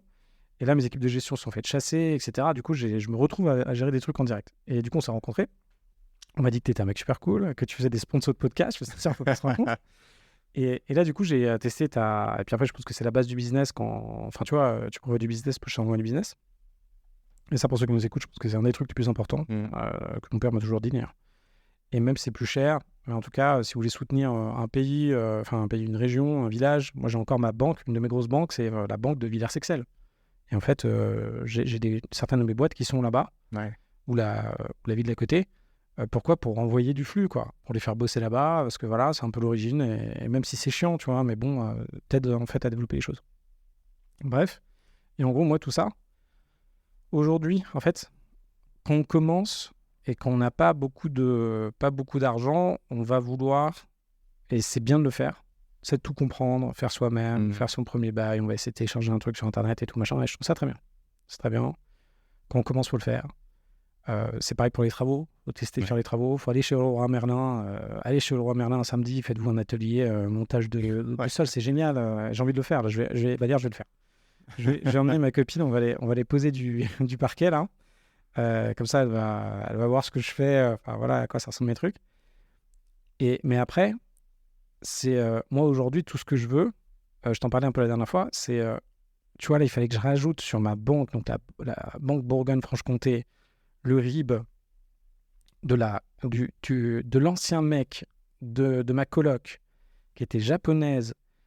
Je lui avais offert, elle était dans ma coloc de Paris, j'avais fait le bail avec M. Hugo d'ailleurs. Elle était venue dedans parce que son mec est fire, m'avait contacté en me disant écoute, je me sépare de ma meuf japonaise, en plus je pars en Italie. Est-ce que t'as pas une chambre pour me dépanner? Je fais oui, tiens, j'ai cette chambre qui vient de se libérer. Donc, elle était venue, j'avais pas enregistré son RIB, il fallait que je lui rende la caution parce qu'elle avait dû repartir parce que sa mère avait des problèmes de santé, donc je sais pas, 2-3 mois plus tard. Il fallait que je rende la caution. Et tu vois, moi, ça va te paraître con, hein, mais moi, en gros, sur cette banque de Bourgogne-Franche-Comté, je dois ajouter mon bénéficiaire, je dois attendre 3 jours. Ouais. Et après, je dois virer le truc. Et en plus, il faut que j'ai bons accès parce que j'ai une double clé, machin, un truc à la con, tu vois. Bref, j'ai un autre truc de validation, c'est pas juste un SMS. Ouais, c'est une carte avec des codes A12, Naval, quoi. Un enfer, et puis le truc est pas. En fait, c'est le truc parce que j'ai plein de boîtes chez eux, du coup, c'est une carte qui me permet d'accéder à tout, mais en fait, le truc bug, et bref, j'ai pas accès à. Enfin, bref, c'est un enfer, ce truc, voilà. Et du coup, à chaque fois, je me dis, ok, je vais le faire, et puis, tu vois, ça prend du temps, ou j'ajoute le bénéficiaire, j'oublie de faire le virement, ou je sais pas quoi, il faut que je refasse un rendez-vous dans mon emploi du temps avec moi-même pour juste faire un virement. Et du coup, aujourd'hui, j'envoie des mails à la banque. Je dis bonjour, faites un virement à telle personne et tout, ça me coûte 1 ou 3 euros, je crois. Énorme. Ouais. Avant, ça m'aurait tué, mais là, aujourd'hui, je me dis, en fait, fuck. C'est comme, tu vois, là, par exemple, Monsieur Hugo, entre, tu vois, le bail, je crois que c'est 10 balles. L'abonnement, je sais même pas, parce que j'ai dû c'est 20 balles, je crois, ou 14 balles, je crois. Ouais, ça en a à partir de 14 euros, ouais. 14 euros, donc je dois en avoir 2 à 14 euros maintenant pour deux colocs. Et au début, tu sais, j'aurais peut-être pas payé ça. Je me suis dit, putain, attends, 14 euros, putain, il y a juste un petit bail à envoyer, machin. Ah, maintenant, 14 euros, mais prends-les avec plaisir. J'ai compris maintenant comment marche les loyers. D'ailleurs, c'est bien qu'on se voit aujourd'hui parce que ce matin, j'ai reçu un mail ce matin avec je sais pas combien de colocataires. J'ai vu, vous avez reçu vos loyers. Ouais, ça tombe. Ça tombe, 550. J'allais en faire un post sur LinkedIn. J'étais tellement content que ça m'envoie un mail. Alors, j'ai pas encore eu le cas où le prélèvement marche pas, donc je sais pas comment il faut m'alerter, moi. Tu vois, mais, ah, bah t'inquiète, tu seras alerté. Mais t'es alerté quand l'argent tombe aussi. Voilà, ça, c'est bien. C'est génial. Machine à sous. Et c'est génial parce que, en fait, on se rend pas compte, mais c'est exactement ce que tu disais. Tu vois, moi, mon profil, je suis pas. Alors, je vais dire une énorme généralité, mais tu vois, j'ai fait une école primaire privée catho. Et après, j'ai fait un collège lycée plutôt juif, tu vois. Et en fait, dans mon école primaire privée catho, c'était très stéréotype catho. Donc, les pères de famille, c'est tous bien habillés, les enfants tous bien avec leur petit polo, machin, très droit, qui respectent les trucs. On fait la prière avant de déjeuner. Okay. On s'assure que le week-end, on est tous scouts, tu vois.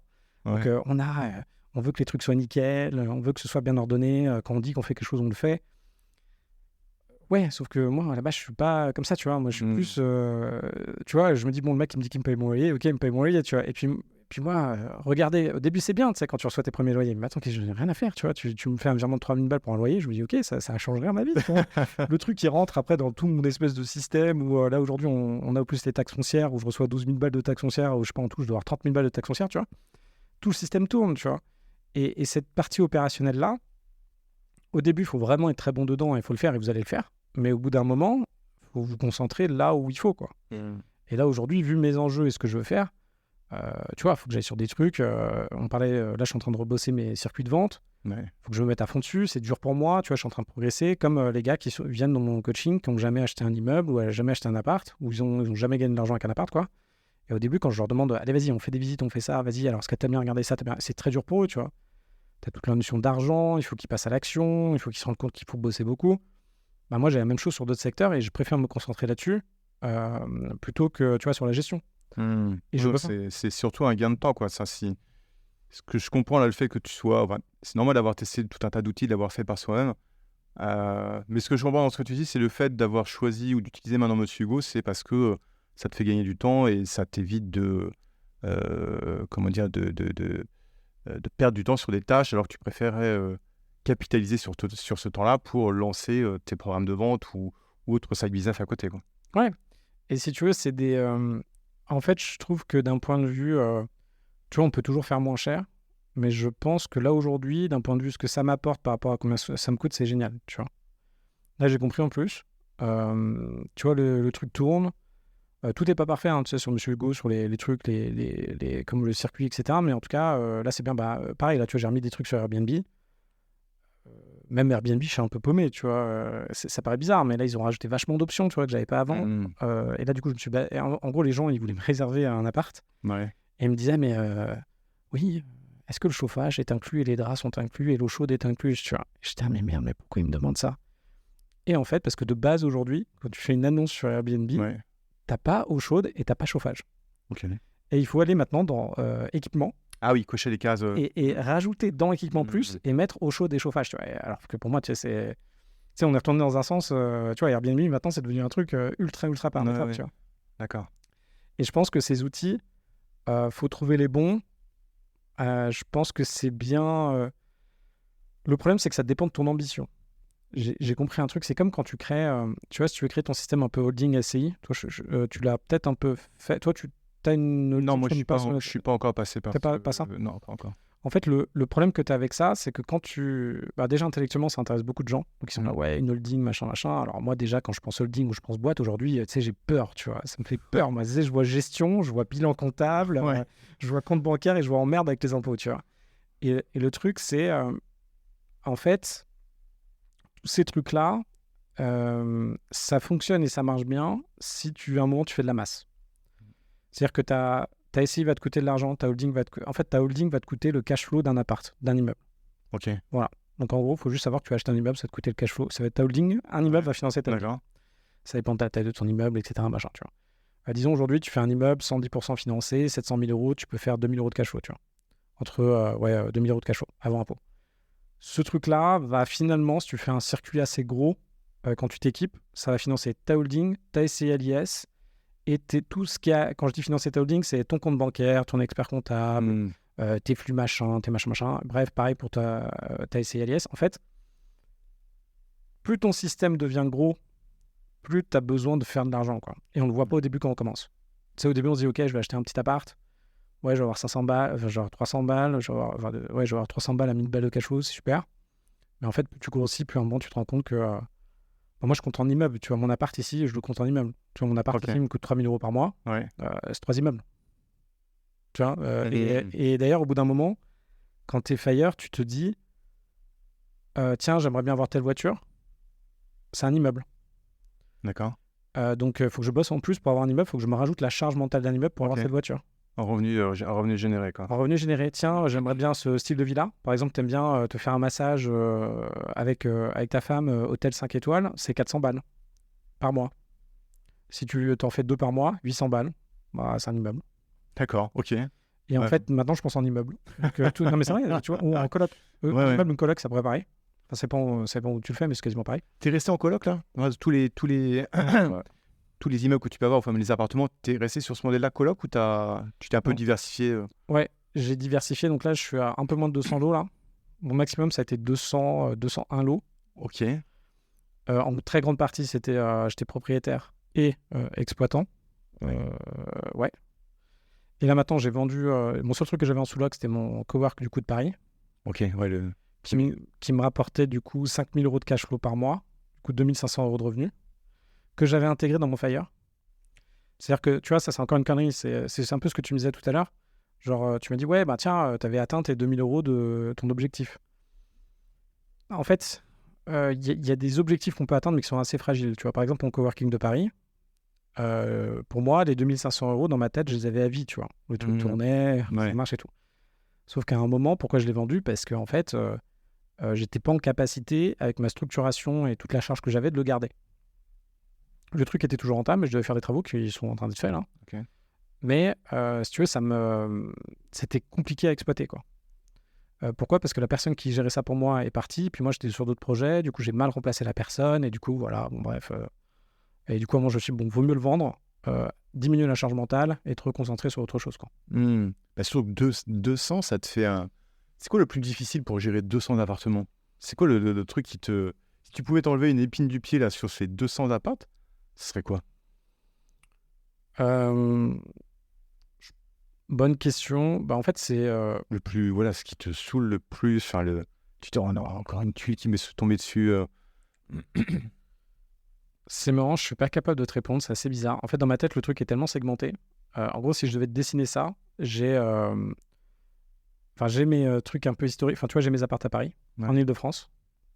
Après, j'ai mes colocs en dehors d'Île-de-France, Ok. qui sont 2 trucs segmentés différemment. Après, j'ai mon immeuble à Ivry-sur-Seine, là, qui vaut 4 millions d'euros. Donc ça, déjà, c'est beaucoup. Qui est un coloc, en fait. Où là, j'ai des écoles dedans. Et après, j'ai mes immeubles de rapport, un peu partout. Et après, là, je vais sûrement relancer le Airbnb que j'ai dans l'Est. Juste les Airbnb que j'ai dans l'Est, rien que ce truc-là, quand je l'exploitais bien, ça pouvait faire 10 000 euros par mois, tu vois, de cash flow. Hein. Ok.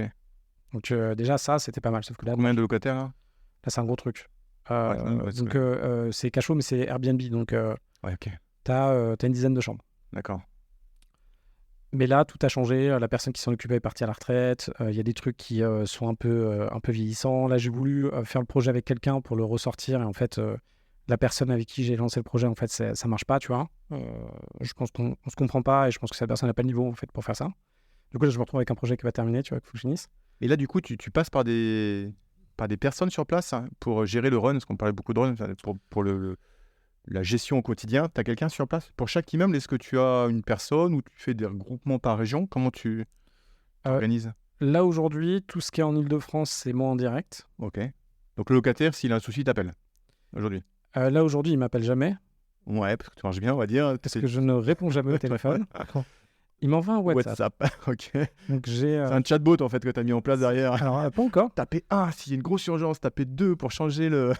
Mais je t'en avais parlé, il y a des gars qui m'avaient contacté pour proposer ça, je trouvais que c'est pas mal. Je Ouais, l'ai ouais. envoyé, je crois. Ça peut être pas mal. Bah, après, il faut que tu ailles sur ce secteur-là, mais bon, c'est un autre truc encore. Enfin, c'est plein de trucs à faire. Non, c'est juste qu'aujourd'hui, donc c'est comme c'est marrant, mes groupes de coaching, c'est pareil. Alors, ma vie, comment elle marche? C'est WhatsApp. Ouais. J'ai, tu vois, par exemple, là, 4 ou 5 groupes de coaching que je fais en même temps sur l'immobilier. Donc, dans chaque groupe, tu as 10 personnes. Et tous les jours, je contacte les personnes. Je fais, ouais, comment ça va et tout, machin. Après, j'envoie des messages privés à tout le monde en disant, ouais, t'en es où, machin, qu'est-ce que t'as fait, elle est où ton offre, elle est où ton truc, machin, c'est quoi, c'est quoi ta problématique aujourd'hui, viens, machin.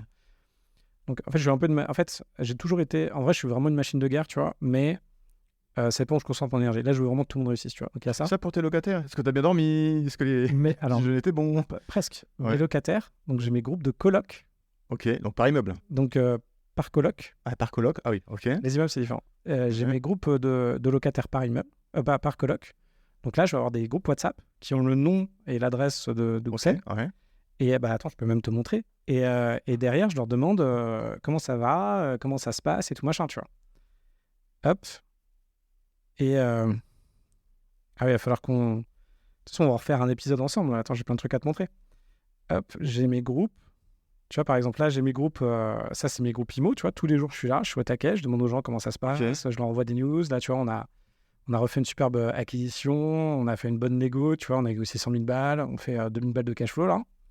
Donc ça, hop. Et après, tout de suite après, coloc. Alors, après, j'ai les personnes individuelles, mais après, j'ai les personnes dans des groupes. Alors, attends, tu vois, du coup, j'ai beaucoup de messages. Putain, si Hop. vous voyez son téléphone, WhatsApp, c'est Ah non, mais, impressionnant le nombre de groupes. Ok, donc là c'est par coloc. Ouais. Ok, école, donc là tu as tous tes colocs. Ça, c'est Aubervilliers, tu vois. Et je fais salut tout le monde, tu vois, et on avait un problème avec SFR. Du coup, après, j'explique directement aux colocataires que j'ai besoin qu'ils m'aident pour le logement, que ça se passe bien. Et après, ils me répondent. Après, je leur dis, tiens, il va y avoir une visite de quelqu'un. Après, je leur dis, salut, je vais mettre en place le prélèvement automatique. Donc, je vous envoie le message. Hop, après, je vais faire, tiens, est-ce que quelqu'un est disponible pour faire une nouvelle visite? Voilà. Et là, je leur dis, bah tiens, il y a une nouvelle coloc qui arrive. Elle est super sympa. Et dès qu'il y a des problèmes, paf, on me contacte. Donc, j'ai ça pour les colocs et j'ai ça pour les immeubles que j'ai en direct. D'accord. Après, pour Airbnb, là, pour le moment, je le reprends en direct, mais tout de suite, je délègue. En fait, il y a des choses que... En vrai, les colocs, t'as quasiment rien. Mais t'as quand même t'as une personne que tu connais, de confiance, qui t'accompagne. Je parle pas en région parisienne, tu le viens toi-même, mais en région, t'as quand même quelqu'un sur qui tu te reposes et qui peut aller dans l'appart ou, je sais pas, faire une visite, faire un état des lieux. Ouais, justement, bah là, j'ai un enjeu, oui. Metz, par exemple. Avant, c'était mes équipes qui s'en occupaient. Et là, je vais reprendre une agence. En fait, je vais prendre quelqu'un en freelance de l'agence pour faire l'état des lieux d'entrée-sortie. Ok. Par contre, j'ai des enjeux, principalement sur les colocations. J'ai quand même du mal à déléguer. En fait, c'est pas un dossier que tu valides, c'est une synergie de coloc. Oui, je comprends, ouais. Tu vois, par exemple, je suis allé dans ma coloc d'Aubervilliers là, où j'ai loué, je l'ai reloué là, à tout là, ce mois-ci. J'y suis retourné pour le week-end dernier, je crois, pour faire des visites. Et quand je rentre dans la coloc, c'est nickel. Enfin, tu rentres dedans, c'est comme mon appart. Tu vois. J'ai mis des règles et tout, j'ai mis plein de trucs. Ouais. Et tous ceux qui sont dans la coloc, enfin, tu vois, t'as une Australienne qui est hyper cool. On a discuté un peu de ce qu'elle faisait comme taf et de là où elle cherchait du boulot, tu vois. T'as une fille qui bosse à l'opéra, elle est super sympa, machin. Et après, t'as une Colombienne qui est là, qui bosse beaucoup et qui veut être avec des Français, tu vois. Et là, il y a une dernière qui va être juriste, tu vois, et qui va m'aider d'ailleurs sur des trucs de juriste. C'est pareil, je fais du business avec eux, tu vois, j'essaie de cadrer bien la discussion, les échanges, et c'est nickel. J'arrive, ça sent bon, c'est propre, jackpot. Il y a d'autres endroits, d'autres immeubles que j'ai, tu rentres dedans, c'est pas... C'est pas la même. Bah non, parce que c'est délégué. Et tu vois, là, par exemple, j'ai... Mais tu peux pas être présent partout aussi. C'est normal le délégué parce que tu peux pas aller Ouais. en région, t'occuper de tout. Enfin, t'es tout seul pour gérer 200 biens. Tu peux pas. T'es un cas particulier, je pense. Non. Enfin, tu vois, moi, je suis monté à 50 et ça allait en plus de mon taf. Ouais. Et encore, à ce moment-là, je bossais plus que maintenant, tu vois. Et là, non. Et puis en plus, c'est pas un moment, tu vois, c'est quand même une étape. Enfin, il faut réussir à bien déléguer ces trucs-là. Tous ceux qui vont dire, ouais, moi, mon IMO est 100% délégué, ça tourne vachement bien, c'est que des conneries. Tous ceux qui vont dire, ouais, j'ai une boîte, j'en ai racheté une, elle tourne vachement bien sans moi, c'est que des conneries. Moi, les seuls trucs qui tournent vachement bien sans moi, c'est mes investissements dans des boîtes de mes potes où les mecs se défoncent et potentiellement, peut-être qu'un jour, je récupérerai ma thune et beaucoup, tu vois.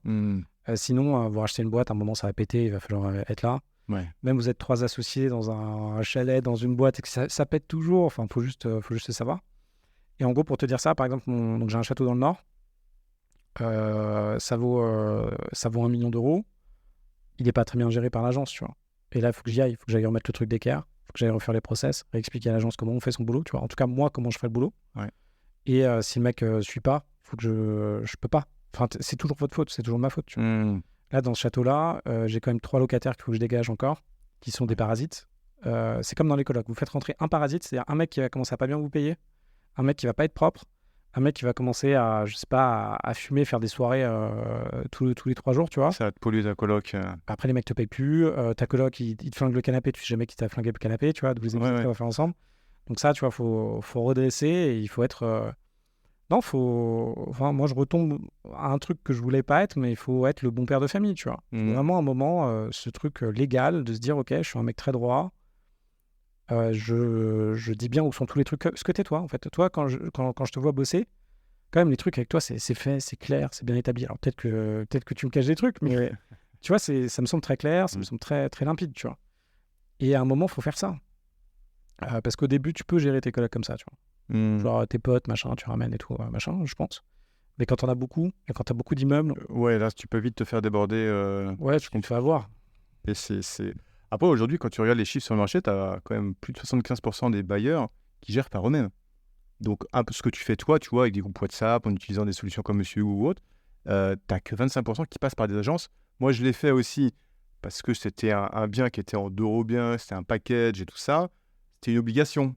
Mais garder le contrôle, je pense que c'est là, quand tu as le temps, quand tu as envie de le faire, c'est là que tu as le meilleur viabilité du projet parce que tu suis ce qui se passe. Tu es là, la personne elle t'appelle, bah, tu vas réagir tout de suite. Tu vas pas attendre une semaine le temps d'envoyer quelqu'un parce que c'est ton appartement. Mais voilà, contrepartie, en tout cas, je t'admire parce que c'est beaucoup de temps, de process ultra rigoureux à mettre en place pour arriver à gérer. Bah là, déjà, tu le fais sur la région parisienne et l'Île-de-France. Mais en tout cas, c'est chapeau. Ouais, après, c'est juste parce que je pense que je suis pas, tu vois, je suis pas assez bon pour déléguer. Là, en ce moment, je dois en avoir 15 en direct, tu vois, à peu près. Et tout le reste, par contre, c'est en agence. Ouais.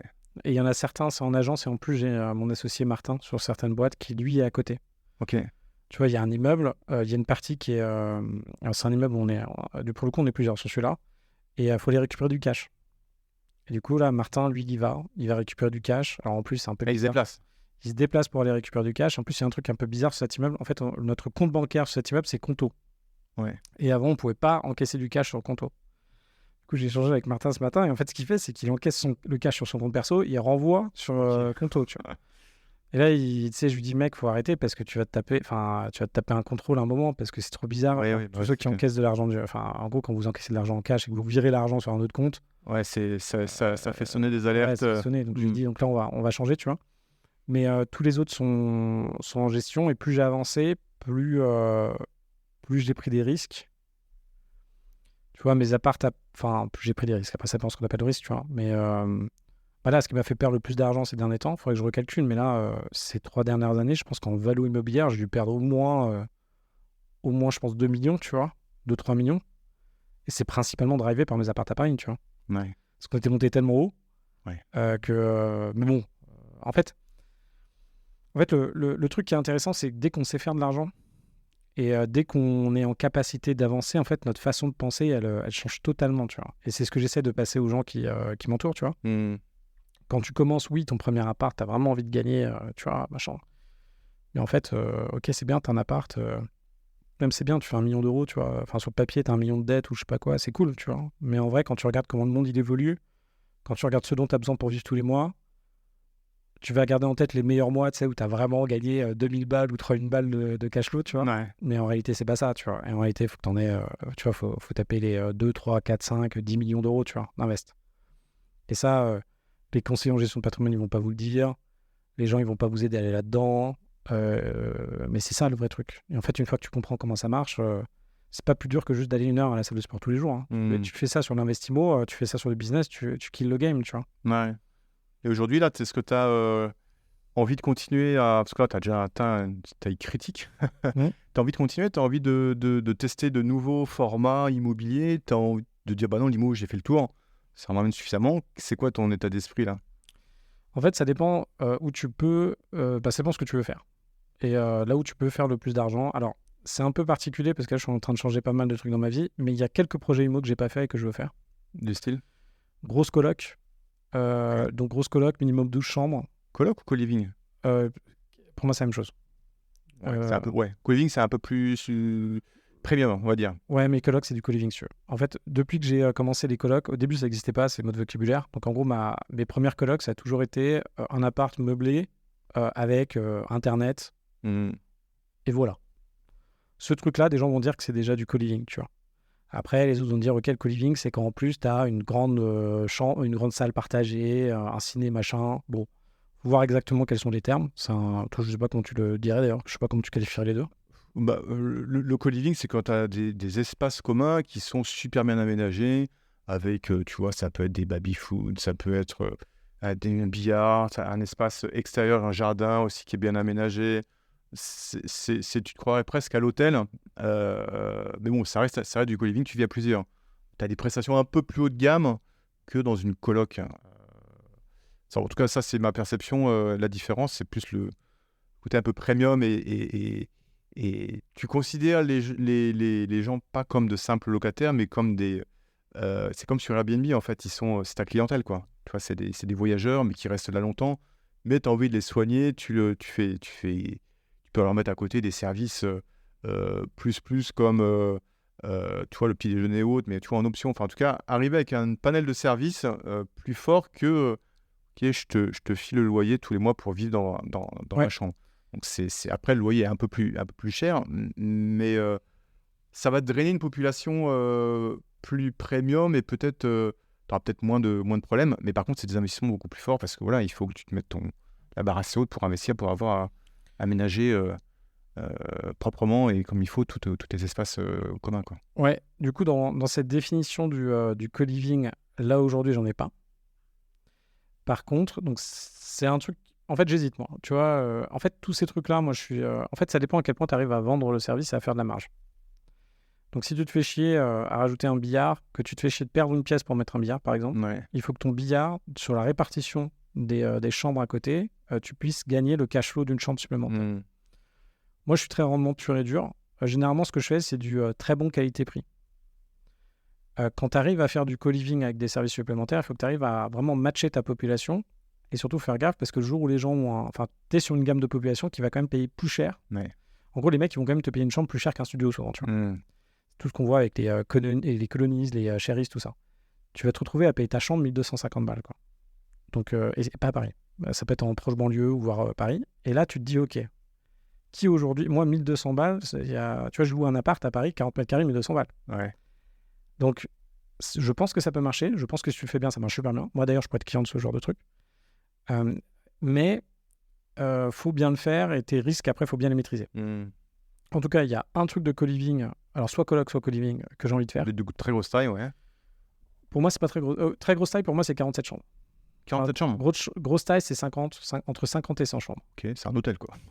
C'est un hôtel, Ouais. tu t'enlèves tout le truc hôtel. Ah ouais, ok. Voilà. Et ça, j'ai failli en racheter un à Nancy pendant le Covid, sauf que j'étais un peu au bout de ma vie, j'avais perdu 500 000 balles, j'ai plus de thunes. Mais tu sais, entre deux trucs où je comatais, j'étais putain, faut que j'achète cet hôtel. Faut que j'aille le voir, je sais pas qui l'a acheté. Mais je ferais bien, du coup, plutôt 12 à 20 chambres. Ok. Et ça j'ai envie de le faire, je pense que je vais le faire là. Je me ferais bien une... alors, j'ai jamais fait de marchand de biens, moi. Et dans les Fayeurs, je suis entouré de beaucoup de gars, d'ailleurs que j'ai formé, d'ailleurs, c'est assez marrant, qui maintenant font du marchand. Ok. Dont un qui a fait 500 000 balles de marge en 9 mois, tu vois. Et je discutais avec lui, et il m'a dit, Victor, mais je comprends pas ce que tu fais. C'est peut-être mon prochain apprentissage pour le prochain podcast. Il m'a dit, Victor, je comprends pas ce que tu fais. Là, j'ai envie de faire 500 000 balles. Tu fais de la coloc. Toi, tu te fais chier à coacher 50 mecs, 100 mecs en même temps pour qu'ils se déboîtent et tout. Qui s'en a à faire. Mais bon, le problème, c'est que j'aime bien ça, tu vois. Et donc, marchand, ouais. Marchand, il faut au moins que je fasse 1 ou 2 OP. La grosse coloc. Il y a l'hôtel aussi. J'ai changé un peu de positionnement. Ok. Donc, j'ai failli acheter 3 hôtels. Ça ne l'a pas fait, plutôt Portugal. Et là, l'hôtel, je vais le faire, mais maintenant, je ne veux plus opérer. En fait, je me rends compte de mes limites aujourd'hui. Je ne veux plus opérer. T'as raison, ouais. Et du coup, là, je m'associe directement avec un groupe, qui est le groupe dont il y a une de mes colocs. Enfin, non, il y a un de mes apparts, pardon, à Paris. Il y a un couple qui me loue ça. Et il y a une fille qui il y a une fille qui est dedans et qui bosse pour un groupe d'hôtels qui est un peu nouveau, qui fait plutôt des 4 étoiles. Et en fait, là, je suis en train de me positionner pour acheter un immeuble. Moi, j'achèterai l'immeuble, mais je passerai l'opération. Ok, en gérance. En gérance. Et je suis en train de voir avec eux, est-ce que je pourrais quand même avoir une petite part dans l'hôtel, c'est symbolique, mais question que j'ai l'impression d'avoir un hôtel, tu vois. Ouais. Je vais là-bas et je lui dis, tiens, vas-y. Je vais dans mon hôtel. C'est pas genre, je vais dans mon bâtiment, tu vois. C'est pas mon château, mais c'est mon hôtel. Voilà, ouais, bon, le château, tu sais, le château, c'est un bout de château. C'est pas, tu vois, c'est pas comme le château de Jérémy, tu vois. Moi, c'est un truc, ça fait plutôt manoir, c'est un beau manoir, tu vois. Ok. Donc, en tout cas, ça, ouais. Étranger, ouais. Là, je suis, si tu veux, là, on carbure, donc je suis avec des gars. Tu vois, la semaine dernière, on a fait 10 offres, même, 10 offres. Pour plus de 10, entre 10 et 20 millions d'euros, tu vois. T'es tout le temps dans le move, quoi.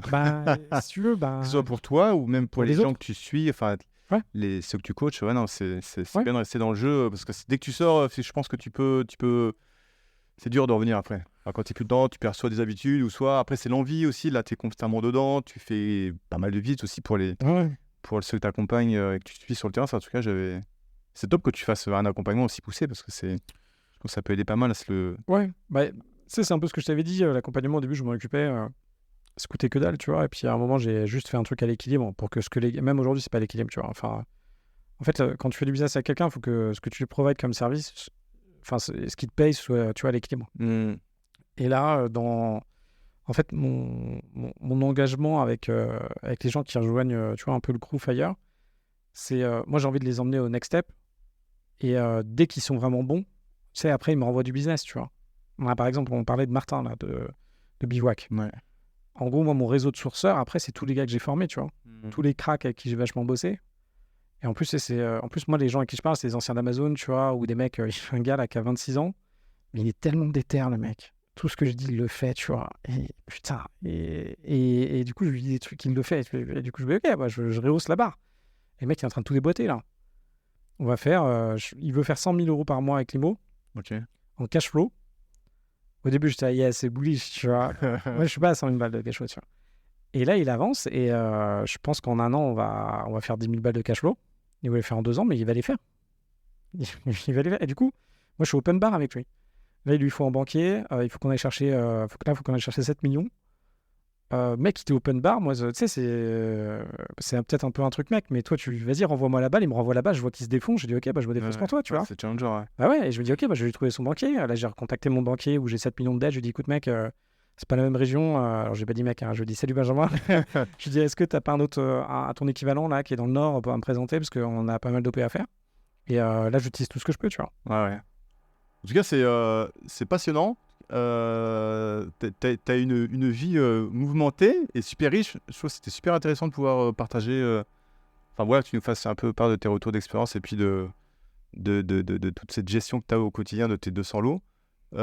Si peut-être plus pour moi, si tu devais conclure, peut-être sur la gestion, peut-être un mot sur Monsieur Hugo aujourd'hui. Qu'est-ce qui t'a fait switcher, te dire tiens finalement Monsieur Hugo ça peut être intéressant pour conclure un peu cette interview.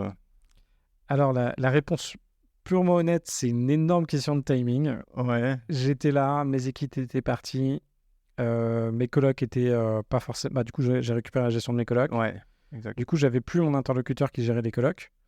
Et là, je me suis dit, zut, il faut que je me rééquipe comme avant. La personne avait bougé, du coup, vu qu'elle s'occupait des 200 lots. Ouais. Elle avait tout bougé sur Rentila, je crois. Ouais. Et du coup, elle avait basculé tout là-dessus. Moi, je me suis après retrouvé avec mes colocs. Je ne sais pas pourquoi j'ai pas voulu aller sur Rentila. Jérémy de Ça fait un bail nous a présenté. Du coup, je me suis dit, bah tiens, et puis tu me dis, bon, bah, Monsieur Hugo, moi je suis allé voir. Tu me dis, il faut tester. Bah, je dis, bah oui, je teste. Après, je me dis, bon, bah voilà, ça a l'air bien. Et du coup, je vais mettre ça dessus. Et concrètement, pourquoi je suis passé à l'action? J'avais un bail à faire. Je voulais faire signature électronique avec les garants. T'avais déjà, du coup, ça faisait 2 ans que j'avais pas refait de baux de location moi-même. Du coup, je savais plus ce que c'était, comment ça marchait. Du coup, je me suis dit, attends, je vais utiliser ce que tu as fait, c'est vachement bien. J'avais la signature électronique, j'avais le système de garant. Et après, il y avait le prélèvement de loyer, où ça faisait longtemps que j'avais demandé à la personne qui faisait ça avec moi de mettre le prélèvement. Et à chaque fois, tu as des problèmes et tout, machin. Ouais. Et du coup, je me suis dit, ok, je fais le prélèvement direct. Je l'ai fait pour un appart. Puis après, j'ai eu un besoin sur un autre appart, donc je l'ai fait. Là, en fait, à chaque fois que j'ai des besoins sur mes apparts en direct, en fait, je l'ai pas chez toi. Donc dès que j'ai un truc qui bouge, t'en profites pour faire un update. Je switch. En fait, je switch chez toi et du coup, je recrée un compte, je recrée un appart, je recrée une coloc et je repasse chez toi. Et là, aujourd'hui, ce qui est fantastique, c'est moi, principalement, de savoir que je suis payé. En fait, j'arrive à un stade où, et vous serez pareil, vous n'allez pas vous amuser tous les jours à checker si vous êtes payé. En fait, c'est surtout que vous êtes comme moi. Moi, regardez mes comptes bancaires, je déteste ça. Je faisais ça quand j'étais chez Bankin, là, ou quand j'étais en mode économie 80% de ce que je gagnais. Ok, là aujourd'hui, c'est pas mon sujet. En fait, je suis pas dans un sujet d'économie aujourd'hui. Je pense que c'est important de rentrer dans une phase d'économie, mais après, tu dois rentrer dans une phase de faire vraiment de l'argent. Moi, je suis plutôt dans une phase de faire de l'argent. Ok. Et du coup, avec ça, c'est super. Moi, ça me va. Et j'ai pas encore testé le service juridique qu'on doit tester ensemble. Ah, ça fera l'objet d'un podcast dédié. On l'a testé pour vous, quoi. Exactement. Donc là, je suis super chaud. Je me rappelle pas si je l'ai pris. Il faudrait que je vérifie parce que je sais plus quels abonnements j'ai pris. Enfin, tu vois à quel point je suis mes trucs. Ouais. Donc j'ai dû prendre, je sais pas, j'ai peut-être dû prendre les 2 abonnements à 14 ou peut-être un peu plus cher. Avec aussi avec la protection juridique et avec la d'urgence. ouais. Mais en tout cas, moi, je trouve ça super. Ce que tu fais, c'est vachement bien. Et puis moi, du coup, ça m'aide vachement, quoi. En gros, heureusement que c'est là. Tu vois, par exemple, là, j'aurais dû revérifier mes loyers. J'aurais sûrement pas fait en début de mois, tu vois. Enfin, quand vous avez autant de... En fait, c'est assez dur à expliquer la situation. Et c'est en discutant, moi, avec des gars qui sont aussi gros que moi, que j'ai compris qu'en fait, on avait tous le même problème. Et en fait, juste, moi, checker mes comptes, si je veux checker tous mes loyers, j'en ai pour peut-être 2 jours de boulot avec ma rapidité d'exécution. Ouais. Ne serait-ce que, tu vois, il y en a certains qui sont dans des boîtes, dans d'autres endroits. Vérifier par rapport à des avoirs dans certains cas, vérifier des personnes, s'il y a des travaux, des machins. Vérifier les comptes bancaires où ils ont été encaissés. Ouais. Là, ce qui est vachement bien, c'est que c'est même pas un rapprochement bancaire, ton truc. C'est un encaissement. Moi, le rapprochement, ok, je peux le faire plus tard, mais au moins, je sais que j'ai encaissé, quoi. Et ça, c'est... En fait, quand on fait du business, le plus dur, c'est de savoir si... Enfin, il faut toujours vérifier si on a encaissé l'argent. Oui, tout à fait, ouais. Parce que si un jour, quelqu'un vous paye pas, vous faites pas gaffe, la personne va dire, ok, c'est bon. Ouais, et puis le rapprochement bancaire, il marchera pas. Ouais, et puis le rapprochement bancaire, tu sais, il va falloir... En plus, rapprochement bancaire, si c'est pas bien fait, c'est après, il faut remonter dans l'historique pour vérifier. Et puis, bon, si tu le fais tous les 6 mois, en fait, c'est un enfer. Très clair. Ok. Bon, bah écoute, merci. Merci à toi pour cet épisode un peu nouveau et merci d'être prêté au jeu de ce braquage. C'était un plaisir de t'interviewer. Un plaisir partagé. Et puis, on se refera un autre sur la partie juridique. Ça sera avec plaisir. Ouais. sur les procès, tout ça, là. Ouais, Avec plaisir. voilà, qu'on teste à fond, qu'on mette les mains dans le cambouis et qu'on puisse tester le fonctionnement de toute la partie juridique pour voir comment on peut, comment les juristes vous aident à traiter vos litiges. On s'était dit lors d'un dernier épisode qu'on le ferait. Moi, je suis chaud pour le faire. Donc, Je vais te sortir plein de trucs. Genre, ah ouais, ça va être marrant. on n'en dit pas plus. Bon, Bon, merci à toi. Merci. Allez, bonne journée à tous.